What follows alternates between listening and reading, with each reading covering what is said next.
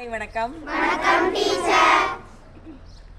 நான் ஒரு வரி சொல்றது எங்காச்சும் கேட்டிருக்கீங்களா பார்த்துருக்கீங்களா அப்படின்னு சொல்லுங்க. காலம் பொன் போன்றது, கடமை கண் போன்றது. இந்த வரிகளை படிச்சிருக்கீங்களா? எங்காவது கேட்டது இல்லை. இந்த இந்த வரிகள் நான் சொல்லல, அறிஞர் அண்ணா சொன்னது. இதில் இந்த காலமும் நேரமும் அதை பற்றி தான் நான் உங்களுக்கு இன்றைய சிந்தனையாக சொல்ல போகிறேன். நம்மளுடைய வாழ்க்கையில் காலமும் நேரமும் ஆரம்பத்திலிருந்து, மனிதனுடைய ஆரம்ப வாழ்க்கையிலிருந்து நம்மளுடைய இறுதி வாழ்க்கை வரை தான் அதுதான் என்ன பண்ணுது, நம்மளுடைய நிகழ்ச்சிகளை தீர்மானிக்குது, நிகழ்வுகளை. இளமை காலம் வரும் இல்லையா, பிள்ளை பருவம், ஃபஸ்ட்டு பிள்ளை பருவம் வரும், இளமை காலம் வரும், முதுமை வரும், அப்படி ஒவ்வொன்றா ஸ்டெப்பாக என்ன ஆகும், வந்துட்டே இருக்கும். இப்போ ஒரு டேயில் பார்த்தீங்கன்னா என்ன, அது காலை வரும், மதியம் வரும், மாலை, இரவு, அந்த மாதிரி கண்டினியூவாக வந்துட்டே இருக்கும்.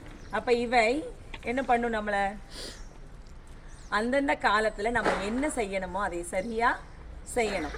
படிக்கிற வயசில் படிக்கணும், விளையாடுற வயசில் விளையாடணும், வேலை செய்கிற வயசில் வேலை செய்யணும், சேமிக்கிற வயசில் சேமிக்கணும். அப்போ இதையெல்லாம் நம்ம காலம் தவறி செஞ்சோம்னா நம்மளுக்கு என்ன கிடைக்காது, பலன் கிடைக்காது. எந்த ஒரு செயலும் அதற்குரிய காலத்திலும் நேரத்திலும் செஞ்சாதான் அதற்குண்டான சிறப்பு பலனை தரும். அதுக்கப்புறம் முடிஞ்சு போச்சு. நம்ம படிக்கிற வயசில் படிக்காமல் வேறு ஏதாவது செஞ்சுட்டு ஒரு 50 வயசு அந்த மாதிரி படிக்க முடியுமா? பள்ளி பருவம் கிடைக்குமா? கிடைக்காது இல்லையா? அப்போ நம்ம இந்த காலத்தையும் நேரத்தையும் நம்ம வீண் பண்ணாமல் சிறப்பான முறையில் நம்ம என்ன பண்ணிக்கணும், பயன்படுத்திக்கணும்.